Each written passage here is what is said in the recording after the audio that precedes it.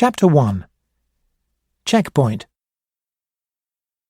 The American gave Alec Lemus another cup of coffee and said, "Why don't you go back home and sleep?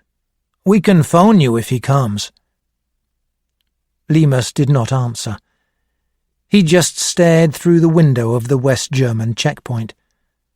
The street near the hut was empty. "You can't wait forever, sir," said the American. "Maybe he'll come another time." "He's coming," said Lemus. "It's nearly dark now." Lemus stood next to a policeman who was watching the East German checkpoint through binoculars. "He's waiting for the dark," Lemus said. "I know he is." "But he's 9 hours late," said the American. Lemus became angry.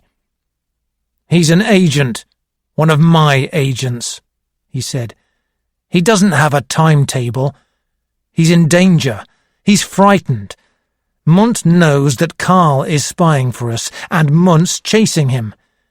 Carl knows he has one chance to escape. Let him choose the best time." "How did Munt know about Carl?" asked the American. "Shut up," replied Lemus. And then he added more quietly, "I don't know." A bell rang suddenly inside the hut. They waited silently. High above the checkpoint, huge lamps came on, shining their yellow light on everything. The policeman with the binoculars started to speak in German. "The car has stopped at the first checkpoint," he said. "There is one person in it, a woman. The East German guards are taking her to the hut to look at her documents. The document check is completed.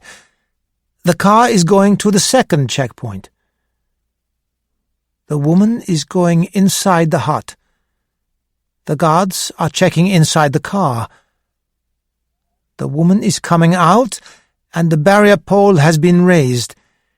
She is driving the car over the bridge, past the final East German guard, and into West Berlin." Lemus went out of the hut into the icy winter night. The small crowd of people that was always near the checkpoint stood silently, lit by the huge lamps.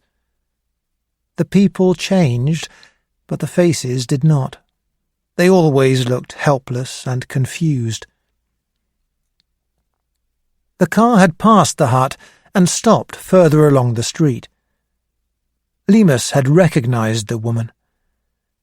He walked over to the car and spoke through the window to her.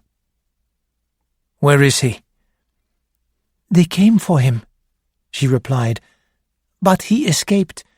He took our bicycle. He has some money and some false documents. He said that he will come over tonight at this crossing point." "Tonight," said Lemus. "Are you sure?" "Yes, he has to," she replied. "All the other agents have been caught by Munt." "All of them? Lenzer, too, as well as Paul, Virek, and Salomon?" "Yes." "How do you know?" he asked. "Carl told me," she replied. "He trusts me, and he tells me everything." Lemus did not reply. He was angry with his agent for talking to this woman about his work for the British Secret Service. He had met her once with Carl, who had brought her to a bar in West Berlin. Lemus had been angry that Carl had brought her to a meeting with him. "Stupid man," thought Lemus. "Agents are all the same. You train them to lie, to trust nobody, and to protect themselves, but they don't listen."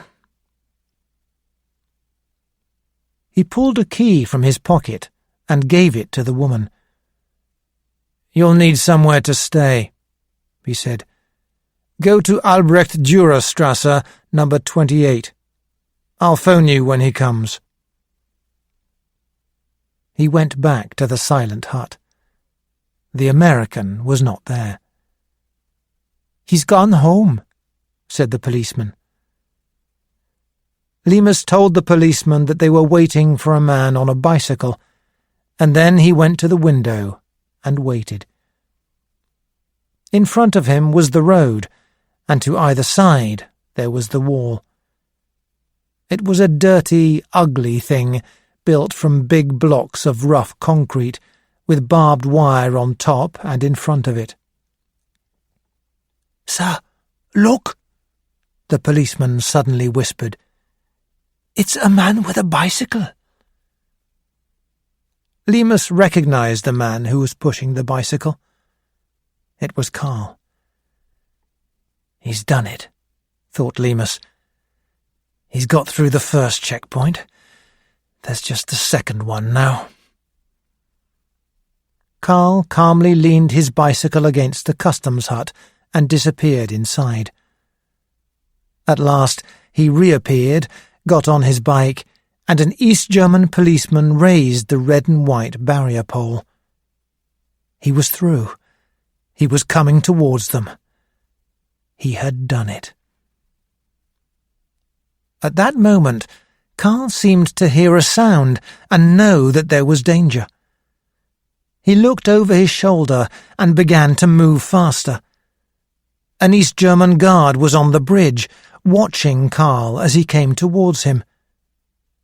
Suddenly, the searchlights came on, shining on Carre. Then there was the sound of shouting and a siren. The East German guard dropped to his knees and lifted his gun. The first shot seemed to push Carre forwards, and the second shot seemed to pull him back. But he was still moving, still on the bicycle, passing the guard who was still shooting at him. Then he fell from the bike to the ground. Lemus hoped that Carl Riemek was dead, so that the East German Secret Service could not hurt him when they interrogated him.